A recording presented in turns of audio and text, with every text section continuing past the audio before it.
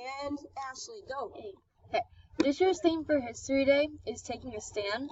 So how would you describe Muir's stand against the damming of Hetch Hetchy, and how would you describe Pinchot's stand for damming the Hetch Hetchy? First of all, I believe it's pronounced Pinchot. Oh, dang it. I always do that. It's a silent T because it's silent. I guess it's originally a French name, but anyways, that way you'll know for the future. So the stand that each took was very different, I think, from each other. They really had different views about roles of nature and wilderness, and they did meet each other. They traveled together sometimes, and there was a lot of mutual admiration in their early days. But as both of them got older, they began to separate a lot of their interests and values. So John Muir felt that we had to save what's left of the wilderness areas, and that Yosemite had been made into a national park in 1890, and therefore it should be left alone, and dams should be prohibited. Pinchot, by contrast, seemed to ignore the Yosemite as a national park. He knew it was a national park, but he was using his commodity utilitarian philosophy to say, well, the greatest good is the greatest number. We need this water for San Francisco, so that should be the focus. And that meant that he kind of disregarded the need for dwindling wilderness or national park type values. And he was by no means someone who wanted to rape and pillage the natural world completely, but he wanted to utilize it to be efficient. And I don't think he had as good an appreciation of the natural world as John Muir did, and he wanted to have, any most convenient way of extracting water or timber, or whatever it was, and that's why their views differed so much. Thank you. So, if Muir wasn't such an important naturalist and had so many followers and written material, do you think there would have been such of an impact with the valley? Well, probably not, because even though the Sierra Club was really small at the time when this controversy occurred, especially because the Sierra Club was really small, there wasn't a lot of opposition at first. There just wasn't the awareness. And it was John Muir and the early Sierra Club that started getting concerned about it. There were things that had been happening in Washington, D.C. that they didn't know about, and once they found out, they started rallying campaign against it. So if it wasn't for the support that they organized from a lot of organizations, I think the dam would have been built much sooner than it was. It would have just gone in. But because those folks felt that it was important to protect Yosemite Valley, Hetchy Valley, it's part of Yosemite National Park. When John Muir drew the original boundaries for Yosemite National Park, he deliberately included both Yosemite Valley, which is the Merced River watershed, and the Hetchy Valley, which was the Tuolumne River watershed. And he felt both of those watersheds were crucial to be protected. And so to him, it was just outrageous that one of those big valleys would be destroyed. Cool. Well, I guess it's a good thing he was famous. Well, that helped, and so did the fact that he got a lot of other people involved who were influential. The editor of the Century magazine and leaders of other organizations. I always want to point out that a magazine like Century magazine in John Muir's time was the cultural influencer of the day. So today we have YouTube and newspapers and celebrities that kind of publicize things. But in his day, it was those magazines that went into people's homes, and they had huge subscriptions. People read those and acted upon them. So that was a big part of getting Yosemite established in the first place as a national park, and then also trying to stop the dam from being built. And unfortunately, unfortunately, it wasn't enough. How did Muir approach the defense of his stand to preserve the valley? Well, if you're talking about strategy, I think he used all of the tools that he had available to him. That included those magazine articles. He had personal friendship with Theodore Roosevelt, the president, at the early stages, and appealed to him. Later on, he appealed to President Taft directly, who he also met and went hiking with in Yosemite. He and the Sierra Club used campaign circulars that were written, flyers. They wrote to influential people and asked them to contact their congressmen. So that was kind of how they got the word out as much as they could. And there were different organizations then that would take that on. For example, one of the organizations he contacted was the Women's Federation of Garden Clubs. And that group got really concerned about the issue, and they sat down and they wrote hundreds of letters to their members and other people asking for opposition to the dam. And so it was, that whole campaign was really at the blossoming of the environmental movement at the beginning, not just because of one famous person doing something, but because of a lot of regular people that got involved and got active. And yes, it failed in terms of the short term, but in the long term, this is one of those examples where, now I think it'd be unthinkable to dam a national park, but but at that time, it wasn't quite enough. How did Pinchot approach his stand for building the dam? Well, I'm not a real expert on Gifford Pinchot. Again, I think what I said is he was much more of a utilitarian. His ideas were utilitarian, and so water and timber, extractable commodities were to him more important than mere scenery.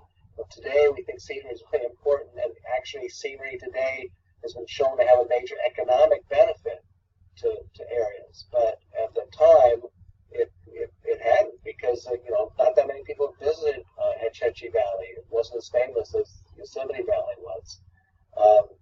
Today, with modern transportation, it's easier to get in there, but still a windy road to get in there. I recommend, I don't know if you've seen Robert Ryder's book, The Battle Over Hetch Hetchy. In fact, there's a copy, you can see that. There you go. This is a really good book that really tells the history, and it has a good index, so you can look up the part about Gifford Pinchot. It's called The Battle Over Hetch Hetchy by Robert Reiter, Righter. That'll be good. I need to read more books about him. Right. So even before San Francisco voted, building a dam was very helpful to the area. So why was it such an outrage for John Muir and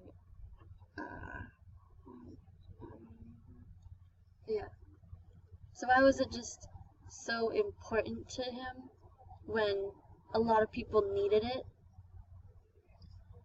To John Muir, you're saying? Yeah. Yeah. Well, I think I have to remember John Muir first visited Hetch Hetchy not long after he first visited Yosemite Valley. And he always thought of the two as, other Yosemites. In fact, he did that with some of the other Sierra canyons too, like what's now Kings Canyon National Park. He called that the Kings Rivers Yosemite because it was formed by glaciers in the same way, and it has a lot of similar appearances.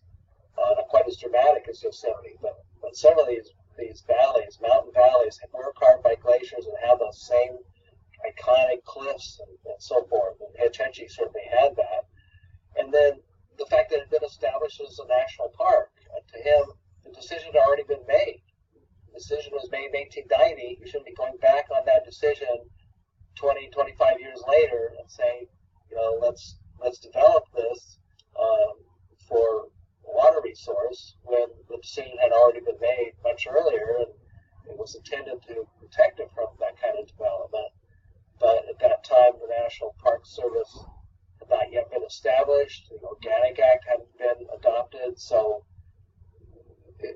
things were a little bit still in flux. I think John Muir's view eventually prevailed once the National Park Service was established and other parks, but at the time it wasn't. So some people couldn't see the difference because national parks were still relatively new. I was also wondering, so Muir was not alive when the national park system came into existence, but if he was like never born, do you think that would have ever really come? Well, it's hard to say because he was extremely influential in the national park movement. That's why he's called the father of our national parks, because he not only worked to get Yosemite established, but to get other areas protected, like Grand Canyon in Arizona and Mount Rainier in Washington State. He was someone who came along and thought that we ought to have more than one national park, more than just Yellowstone. So I think that was very influential. But it wasn't that alone, because